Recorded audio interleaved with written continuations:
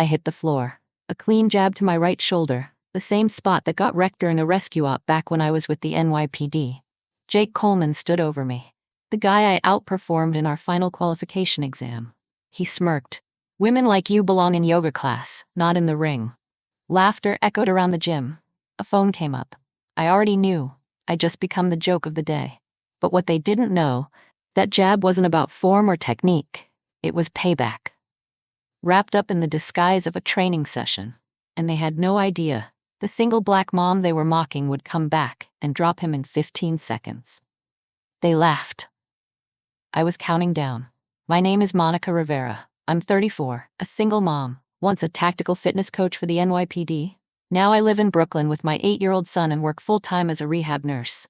At night, I fight, not because I love it, but because if I don't fight, I fall apart.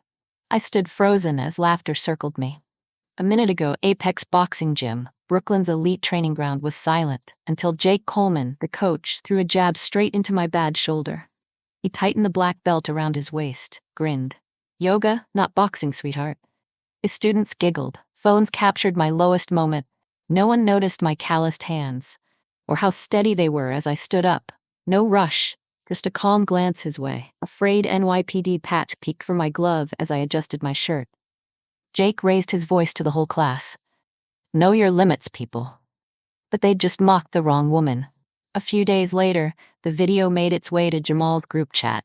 He came home from a sleepover, eyes red, fists clenched. "Why were they laughing at you?" he whispered. I knelt down, held him tight, felt his little heart pounding. "They don't have to understand me," I said quietly. "I just need you to know, Mom never quits."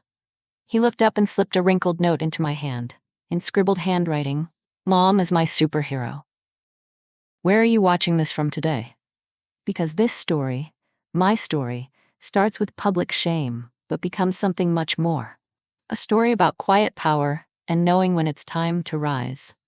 We lived in Bed-Stuy, Brooklyn. Not the pretty side. No luxury condos, no scenic parks. It was the kind of neighborhood where folks kept to themselves. And that's exactly why I chose it. Our one-bedroom apartment sat on the 3rd floor of an old brick building off Fulton Avenue.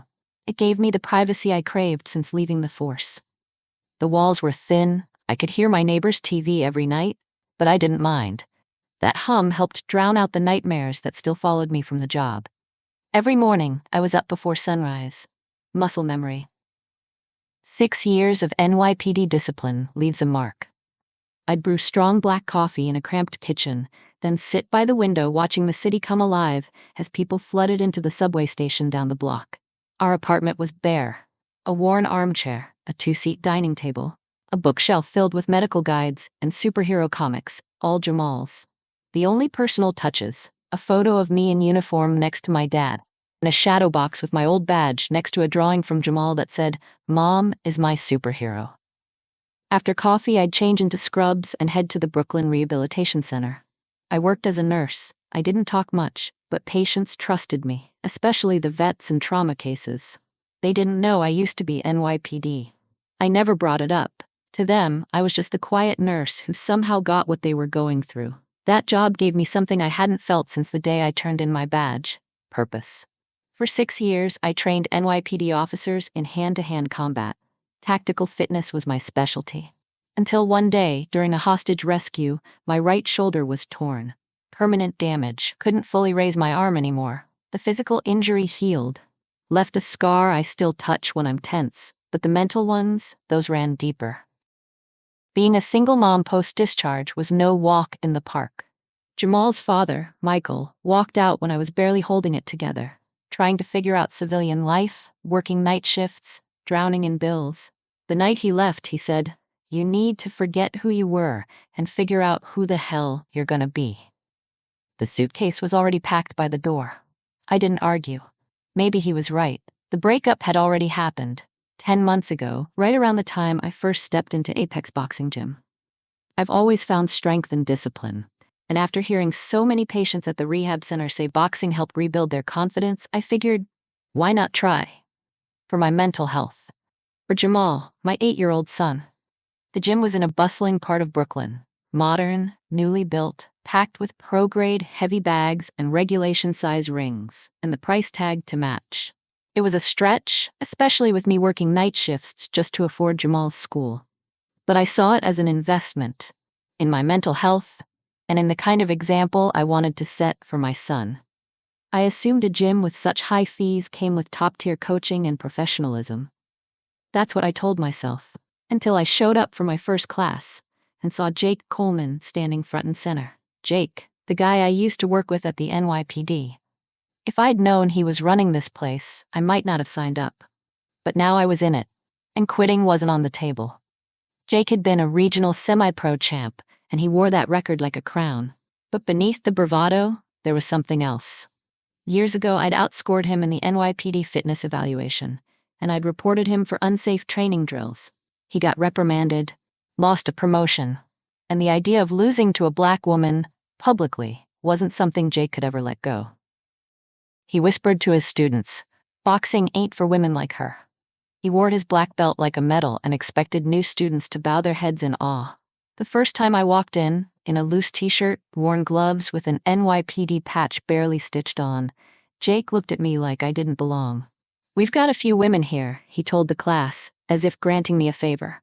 "But this isn't cardio kickboxing. This is real boxing." I just nodded, kept quiet, got to work. For the first few months, I kept to myself.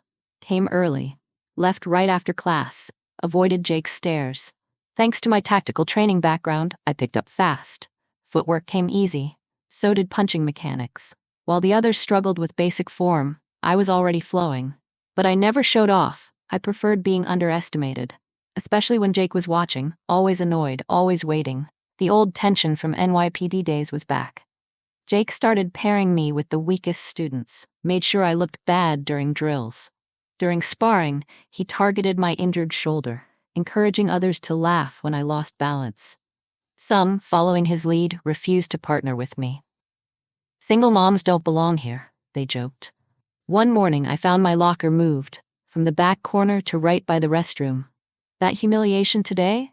It didn't come out of nowhere. It had been building for weeks, ever since Jake saw me quietly helping a partner with footwork during sparring. "If you think you're still NYPD tough, Rivera," he barked across the room, "why don't you open your own gym?" The class fell silent. The old wound reopened. I stepped back, apologized, but the tension, it was all out in the open now. Jake had been waiting for a moment like this, to remind everyone who was in charge, to settle a score. That moment came in today's advanced class, the one I'd just been allowed to join. He called me to the center, said it was a demo to show how to dodge a hit from a bigger opponent. But what came next wasn't a lesson. It was payback. He jabbed hard, straight into my shoulder. The bad one. Knocked the air out of me. I hit the floor. Laughter exploded. One student caught it on video, posted it to the Brooklyn boxing group with the caption, "Single mom tries to be a fighter." As the laughter faded, I pulled down my sleeve, covering the NYPD patch. I got up. My face showed nothing, but inside I was burning. "Thanks for the demo, coach," I said quietly. Nodded. "Just like the rulebook says." Jake smirked. "Yoga might be more your speed." Message received. I didn't belong here. As I walked back toward the group, a young woman, Sophie, leaned in, just loud enough for the closest few to hear. That's what happens when single moms try to act tough. More giggles followed, and I kept walking. I powered through the rest of the class in silence. Every punch, every move, precise, robotic. I blocked out the stares, ignored the whispers. When Jake assigned sparring pairs, I noticed one thing. I was deliberately left out. "Rivera, you sit this one out," he said. "Maybe you'll learn something by watching." I leaned back against the wall, watched them move, logged every strength, every weakness. I'd been benched before. And I had a feeling this wouldn't be the last time. After class, as people drifted toward the locker room, Jake walked over. "The ring needs cleaning," he said flatly. "Since you're not using it right, might as well make yourself useful." He tossed a spray bottle and towel at my feet, walked away.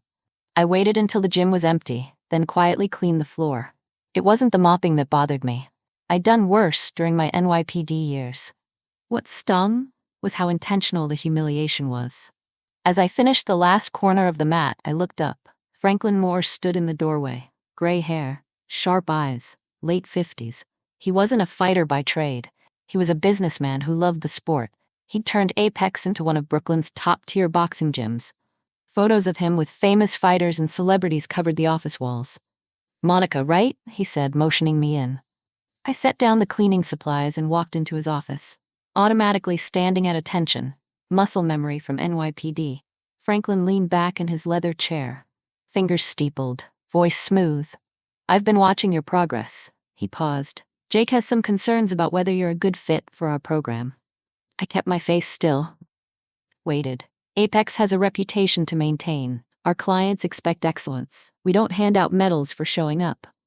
He paused again, waiting for me to push back. I didn't. Franklin sighed. "We offer a beginner's women-only boxing class Wednesday and Friday mornings. I think you'd be more comfortable there." That wasn't a suggestion. It was a redirection, dressed as a courtesy. "I've paid for the advanced class," I said, voice steady. He squinted slightly. "Well, there is the issue of fees. We've added some new training requirements for advanced students. It comes with a $75 monthly surcharge." A blatant move to push me out, but I didn't flinch. "I understand. Will that be added to next month's bill?" He blinked just once, caught off guard by how calm I was. "Yes, and I need you to sign this waiver, for marketing purposes."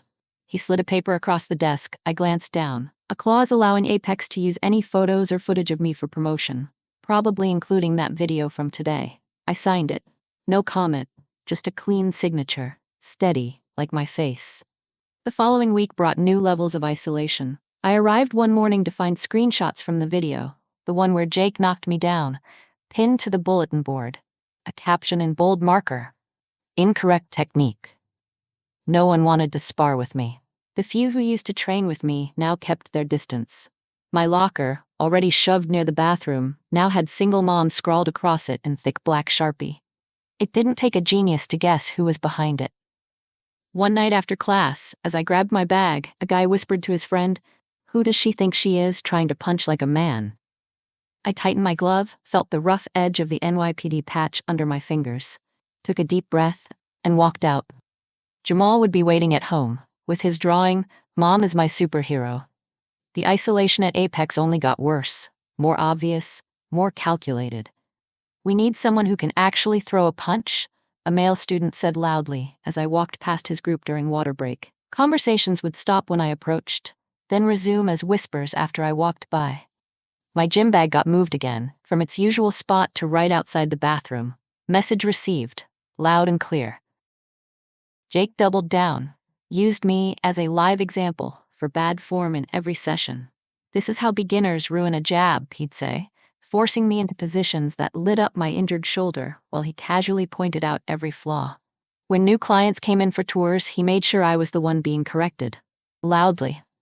"Some folks never get the basics," he told one visitor, just loud enough for the whole class to hear. "But we welcome all levels, even the ones who never improve." But the humiliation didn't stop at Apex. It followed me outside.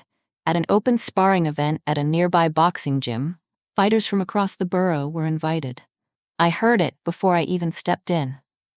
"That's the single mom from Apex. Thinks she's a fighter." No one offered to pair up. When I asked one guy, he mumbled something about needing to leave early. At a cafe down the block, I spotted 2 students from my class at the counter. "Did you see her hook yesterday?" one said. "Jake said she's proof why black women should stick to yoga." They froze when they saw me standing behind them. But no one apologized.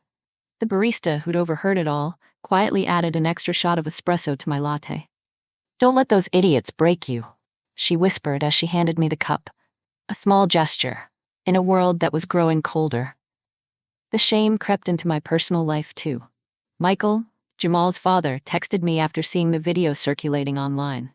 "This is why I left. You never know when to stop. Always trying to prove something instead of accepting your limits." I stared at the screen for a long time, then deleted the message. No reply.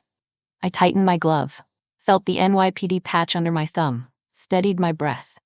At the rehab center, I noticed sideways looks from coworkers, even some patients. One veteran I'd worked with for weeks asked to be reassigned. No explanation. Later, I overheard a receptionist say he saw the video and didn't feel safe being treated by someone like that.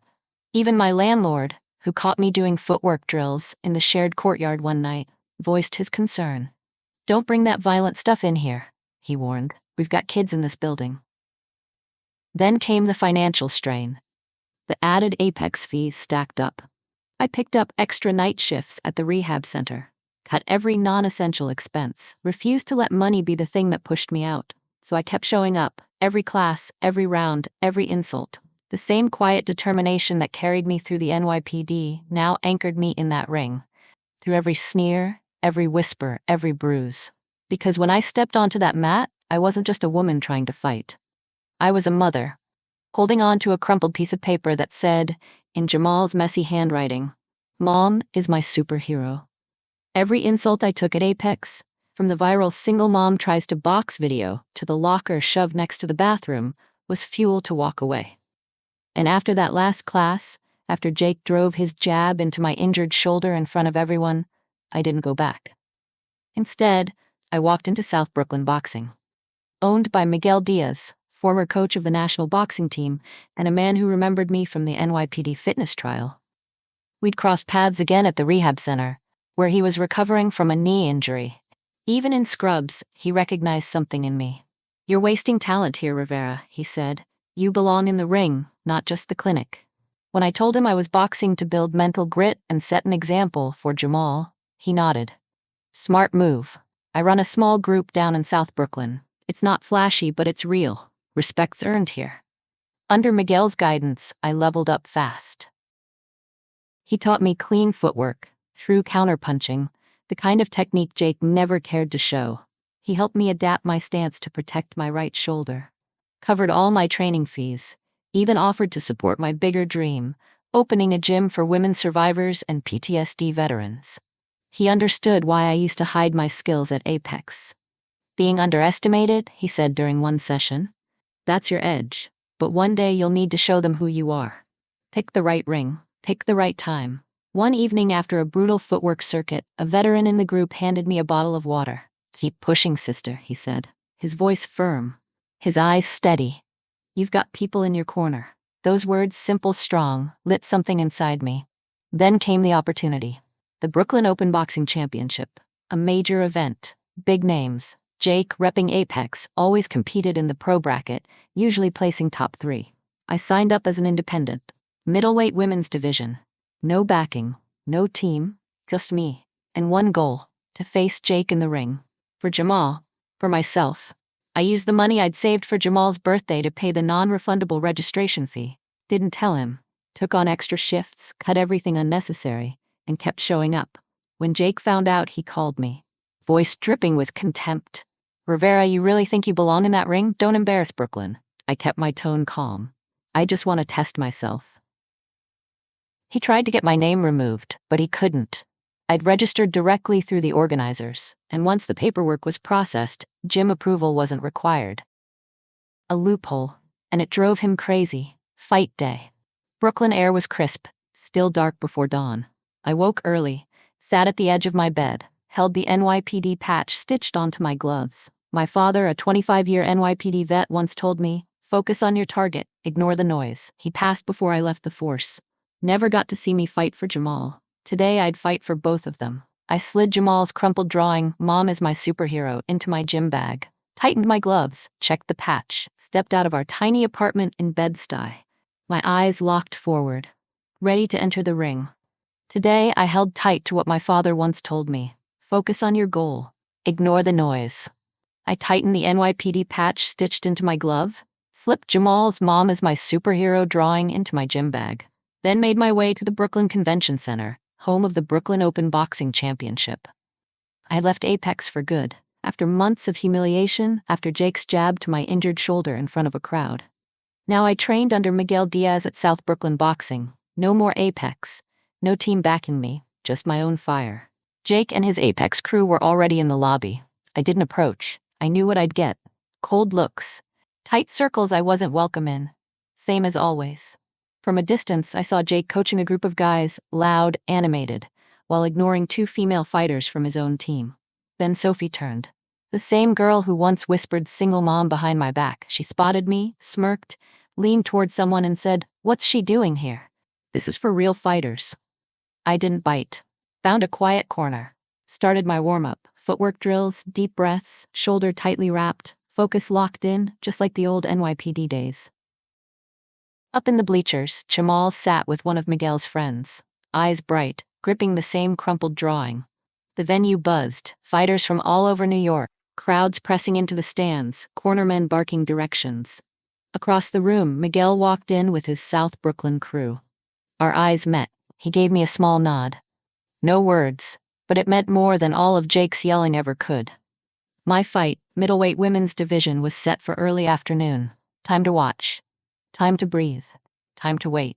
The Apex fighters hit the ring one by one. Jake shouted from the corner, loud, confident. They won, most of them. No surprise. When Sophie entered for the lightweight bracket, Jake was extra fired up, barking praise, giving her everything he'd never given me. She won her first match easily, lost in the semifinals, returned with tears streaking her face. Jake clapped her back, loud enough for the judges to hear. That was a bad call. Your hook was clean. Late morning, the speakers crackled. Attention, male pro division fighters, a slot has opened due to a medical withdrawal. As per rules, the next eligible alternate will be called up. Monica Rivera, please report to the registration desk. Silence hit the Apex corner like a slap. Heads turned, eyes locked onto me. Jake rushed the table, face red, fuming. I grabbed my bag, walked calmly toward the commotion, stayed just far enough behind to hear everything. There's been a mistake, Jake barked. Monica Rivera was a beginner at Apex. She's not fit to fight in a pro bracket. The tournament director, a silver-haired woman in her 60s with more years in boxing than Jake had years alive, checked her screen. According to this mistake, Rivera qualifies as an alternate for the pro division based on her registration and confirmation from Coach Miguel Diaz, a certified trainer with full authority to sponsor fighters. Jake turned to me, eyes wide, equal parts disbelief and rage. Confirmation? What kind of scam is this? Before I could answer, Miguel appeared beside me, calm, grounded, solid as ever. No scam, Coleman, he said. Her paperwork's legit, and she's ready. I stood at the registration desk, eyes steady, as Miguel Diaz stepped forward. Monica Rivera was one of NYPD's top tactical fitness instructors before her shoulder injury, he said clearly. She's more than qualified for the pro bracket. His words landed like a punch. People turned. Murmurs rippled through the lobby. The same Apex students who once laughed, "Single moms don't belong here," now stared, stunned, as truth cracked through their assumptions. The quiet focus, the calloused hands, the sharp instincts, the way I absorbed boxing like muscle memory. I'd never been a beginner. Not really. Jake tried to reclaim ground, voice trembling with rage. She never showed anything close to pro level at Apex. The tournament director, a seasoned woman in her 60s with decades in the boxing world, had had enough. "Mr. Coleman," she said sharply, "Miss Rivera's file has been verified. She either fights or we move to the next alternate. Those are your two options." Jake looked around, realized the eyes on him weren't going away.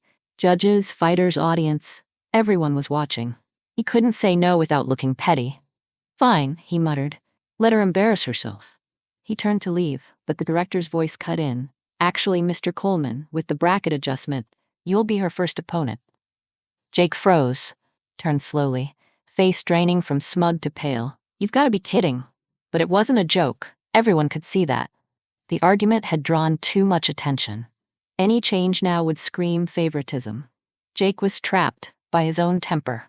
Word spread fast. The Brooklyn Convention Center buzzed. By the time they called our names, a thick crowd had formed. Some came to see me fail, others to witness something else, a takedown, or maybe a reckoning. I peeled off my warm-up jacket. Underneath, tight shoulders, honed arms, the kind of strength I used to hide under loose shirts. A few Apex students gasped. The weak link had muscle, precision, presence. Jake walked into the ring trying to look confident, but his eyes betrayed him. They darted, they blinked, they worried. We bowed to each other, then to the ref. My right shoulder was wrapped tight, the NYPD patch peeked beneath my glove. The bell rang. Jake came at me hard, aggressive, firing a flurry of jabs. I blocked, watched, let him burn energy, counted his rhythm, measured his openings. Then I slipped left, smooth, natural, and fired back, a clean counter right off his momentum. I pivoted, snapped my hips, and landed a textbook left hook, flush on the jaw. 15 seconds. Jake hit the mat. Silence. The ref lifted my hand. Knockout. A beat passed, then a shout from the crowd, 15 seconds. Another voice echoed, she dropped him in 15 seconds. Gasps, murmurs, disbelief thick in the air. Jake staggered up, face red, part rage, part shame. From the bleachers, Jamal jumped to his feet. Mom is a superhero. His voice sliced through the noise, sharp, proud, louder than the whole crowd. I smiled softly, ran my hand across the NYPD patch, and whispered, "For you, Jamal." Jake stormed off, didn't shake my hand, shoved through his stunned students, gone. I stayed in the ring, bowed to the referee, to the judges, with respect. Then turned. Miguel was waiting. A rare smile, firm handshake. "Perfect, Rivera," he said. "Your father and Jamal, they'd be proud." At the mention of Jamal, my throat caught. I touched the NYPD patch again, voice low but sure. "Thank you, sir." As I walked past the Apex team, I didn't look at them. Didn't need to. I was thinking of the drawing in my bag. Mom is my superhero. And the smile waiting for me at home. As I stepped off the ring, most of the Apex team avoided eye contact. But Sophie, the same girl who once mocked me as just a single mom, met my gaze. This time, there was something else in her eyes. Confusion and respect. I kept fighting through the next rounds of the Brooklyn Open with quiet precision. I didn't win the women's middleweight title. In the semifinals, I faced a nationally ranked fighter with years of experience. But the 15-second knockout of Jake Coleman made waves. Big waves. The tournament organizers began reviewing all my matches. What they saw raised serious questions. Not about me, but about Apex. Clips of my fights spread across the New York boxing scene, highlighting the brutal contrast between how I was treated at Apex and what I'd actually shown in the ring. People remembered the viral video, "Single Mom Tries to Be a Fighter." Now they were asking, why had that talent been mocked? And who allowed it? Complaints poured in about Jake, how he targeted my injured shoulder, rigged sparring matchups, encouraged students to mock me. The local boxing board launched an investigation. Jake was suspended, faced losing his coaching license. His career? Teetering on the edge. Days after the tournament, I got an email from Franklin Moore, Apex's director. He'd posted a public apology on social media, called me an overlooked talent, and offered me a coaching role to help salvage the gym's image. I saw right through it. "I don't need an apology from someone who stood silent while I was humiliated," I texted back. "I'll coach, just not at Apex." Instead, I went to Miguel Diaz, told him my real dream, to build a fair, inclusive boxing gym for the community. Somewhere no one would have to go through what I did.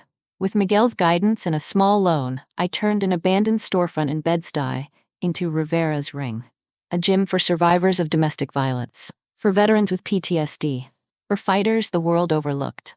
Rivera's Ring wasn't like other gyms.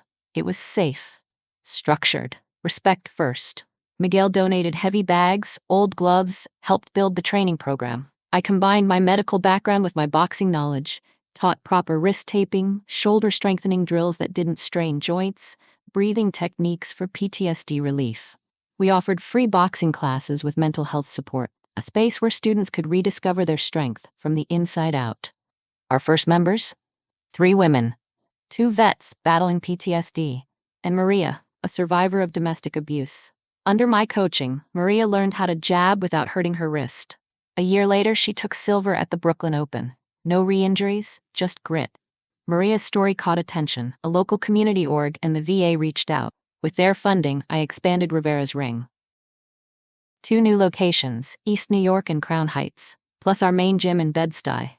Dozens of new students each week. Then came Brooklyn Beatdown, our own boxing event. Live fights, local DJs spinning hip-hop, Brooklyn street art, and food trucks lined outside the venue. Hundreds showed up. We raised enough to keep classes free. One day, Sophie walked into Rivera's Ring. "I was wrong," she said. "Would you give me a shot to learn?" I looked her in the eye. Everyone deserves a chance to rise. But here, you start with respect. Sophie became a core member, helped plan Brooklyn Beatdown, hung banners, coordinated match cards, earned her place.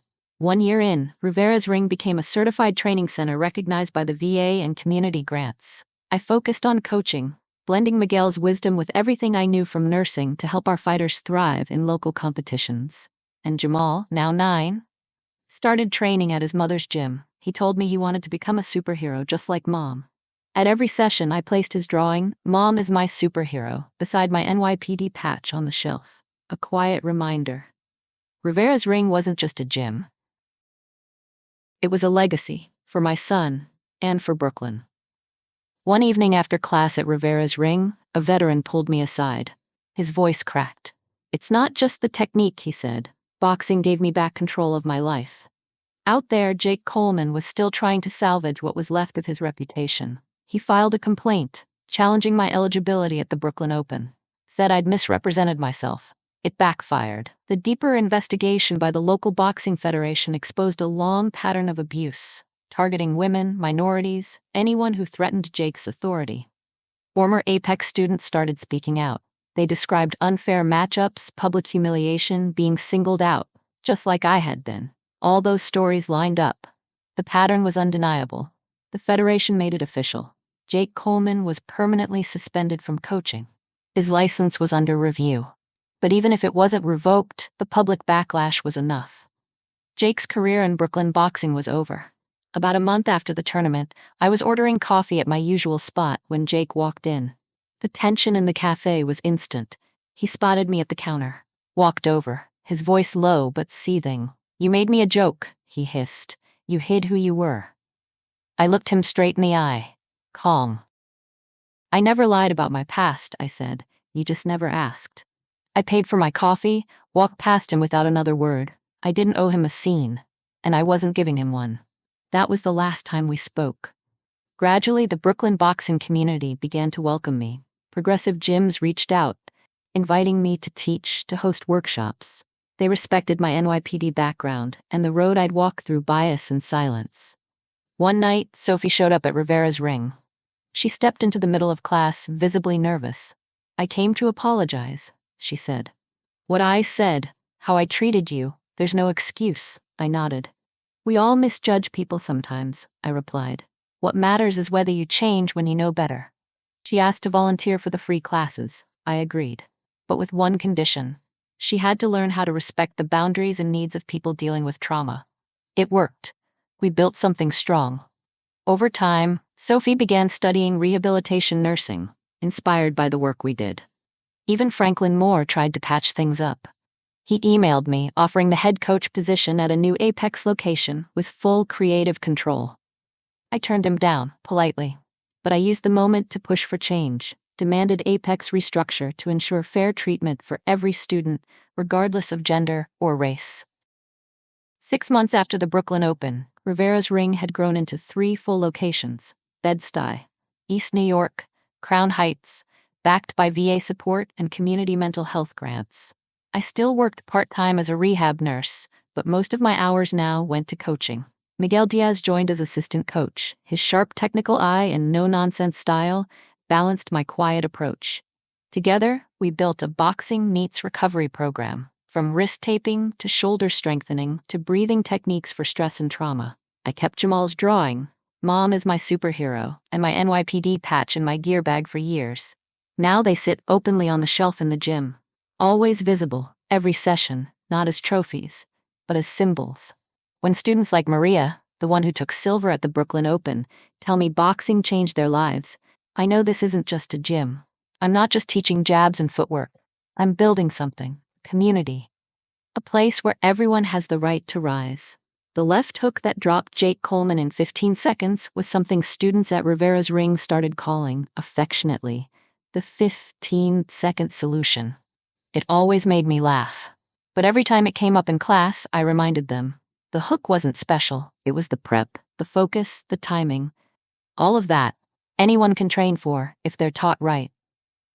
On the anniversary of my father's passing, I took Jamal to the cemetery in Brooklyn.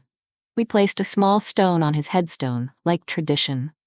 And next to it, I left a photo of me with the students from Rivera's Ring. Veterans, survivors, people who had found their way forward through boxing and through each other. I whispered to the granite slab, "You were right, Dad. It's the mission that matters, not the noise." As we turned to leave, an older man stood a few paces away, watching with a cane. He approached, voice low and warm. "You're Luis Rivera's daughter, right? The one running that boxing gym for vets and women?" I nodded, curious. "I'm Hector Alvarez." he said. Your father and I served together in the 75th Precinct, before you were born. He saved my life during the 1988 riots. Never talked about it, didn't want credit. He just did what needed doing. He looked at me. A slow smile creased his weathered face. You remind me of him, that quiet strength. Luis would be proud of what you're building. That unexpected moment, it felt like the circle had closed. It told me I wasn't just honoring my father, I was living the values he stood for. Quiet service, no spotlight, just doing the work. Back in Bed-Stuy, I kept growing Rivera's Ring. We prioritized those who needed it most, survivors of domestic violence, veterans with PTSD, not the ones who could afford the highest fees. That approach drew the attention of military and community organizations. Soon I was invited to design trauma-informed boxing programs in other cities, Philadelphia, Chicago, and beyond. That 15-second fight that changed my life? It became just a footnote in a much bigger story. A story about healing and service. When new students ask me about that knockout, I just smile and keep it short. Then I shift the focus back to fundamentals. Respect, discipline, persistence. That's the core. The punch is just a tool. The NYPD patch, the one that accidentally peeked out from my glove on that humiliating day at Apex when Jake said yoga's more your thing, now rests openly on the shelf at Rivera's Ring. Right beside Jamal's drawing. Mom is my superhero.